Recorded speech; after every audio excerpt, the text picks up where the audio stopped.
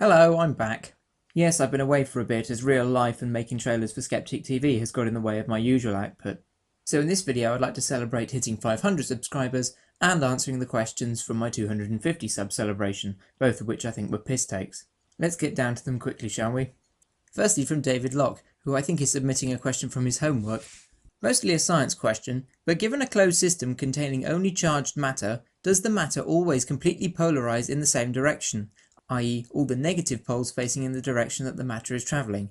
Just an offshoot of a question I had on inflation, that's all. Just thinking about the possibility of when the final particles split and you would have a pure energy charge at the farthest extreme of the inflation. Would this be enough to trigger a black hole?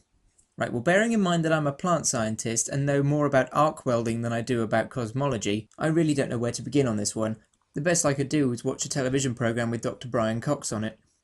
From what I gathered from watching him when he talks about the universe undergoing heat death, the answer is no, all the energy becomes far too dispersed and so there's not enough to accumulate in one place to form a black hole, and even the black holes will eventually peter out into nothing.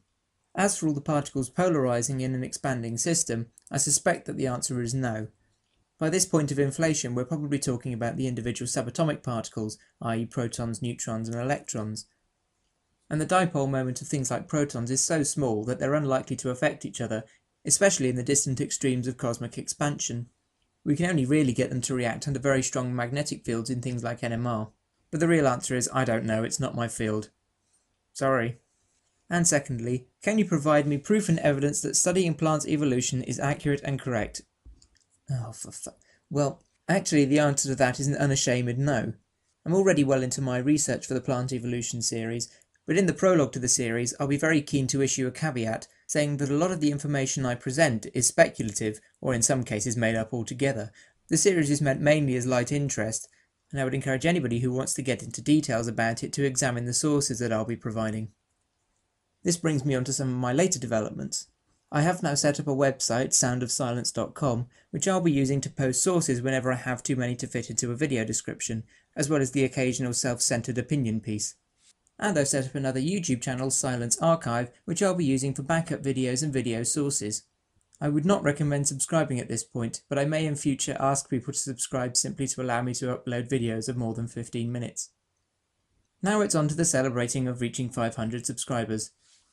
And before I continue, I'd like to thank all the people who've given me shoutouts between 250 and 500, no doubt I've missed somebody off that list. And now the people that I would like to promote. Scott Hallbeck, another American atheist who seems to put a lot of care and attention into his videos. I'm enjoying his current deconversion series, Why I Started Questioning Christianity, and I think that anybody who enjoys Brett P. Palmer's channel, The Bible Skeptic, would enjoy it too. You know how Christians love to call homosexuality a sin, right? Well, did you know that the Bible does not condemn female homosexuality, only male homosexuality? Now, I can already hear 1,000 objections. God made Adam and Eve, not Madam and Eve. What about Romans 1? Those parts aren't designed for each other. Homosexuality is an abomination. Therefore, a man shall leave his father and mother and cleave to his wife. Yes, I'm familiar with the rhetoric. I'm familiar with the thinking. I know how Christians think, okay? But the plain and simple truth is that there's no clear-cut commandment, and I'm talking commandment here. There's no commandment against female homosexuality in the Bible. Next, Mackin K94, another science channel based mainly around cosmology, both debunking crap such as lunar landing conspiracies and the 2012 apocalypse, and also just good for the occasional video that makes you sit there and go, oh, that's awesome.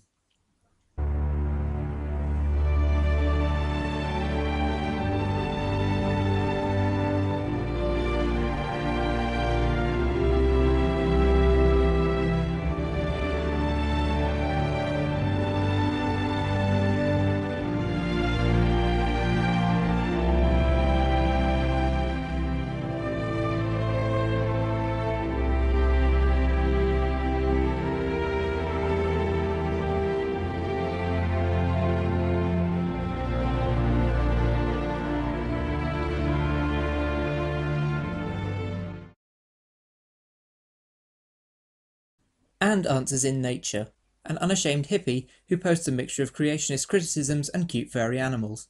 He seems to live a sickeningly laid-back lifestyle. This week I would like to talk about squirrel evolution and diversity. The squirrel family Sciuridae is very diverse in form as well as geographical distribution. They are only one of few mammal families that are found in all continents except for Australia and Antarctica.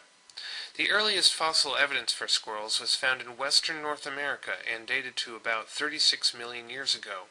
North America is the continent most diverse in squirrel species. Indeed, geographical regions diverse in a particular taxa are likely to be the origin of the first species in that taxa. Climatic and geological changes 5 million years after evolving in North America were influential in the spread of squirrels from North America into the rest of the world. Between 30 and 36 million years ago, there was easy passage between North America and Eurasia, evidenced by 30-million-year-old squirrel fossils found in Europe. So on to the question and answer session. And because it's my celebration, I get to choose the rules. This time I want to hear your most surreal or nonsensical questions. For example, in a recent interview with Eddie Izzard, one fan asked, would you rather have Linford Christie's head on a fly's body or a fly's head on Linford Christie's body? That's the kind of level of bizarre that I'm looking for. And before anyone thinks of asking, has anyone really been far even has decided to use even go want to do look more like, the answer to that is no, nobody has really been far even has decided to use even go want to do look more like. So post your questions in comments below and I'll get back to you as soon as I can. Finally, inspired by Colin Marston's blooper reel, I thought I would give you some kind of a treat as a thank you for subscribing. This isn't a blooper reel as such, this is what happened when I was preparing the most recent Skeptic TV trailer. My brand new video editing software decided that it didn't like certain videos and decided to scramble the contents. So here's what it did to Sarah Palin. Presumably it couldn't withstand the stupid. You've cited Alaska's proximity to Russia as part of your foreign policy experience. What did you mean by that? That Alaska has a very narrow maritime border between a foreign country, Russia, and on our other side, the land boundary that we have with Canada. It's funny that a comment like that was kind of made to, I don't know, you know, reporters. Mocked? Yeah, mocked, I guess that's the word, yeah.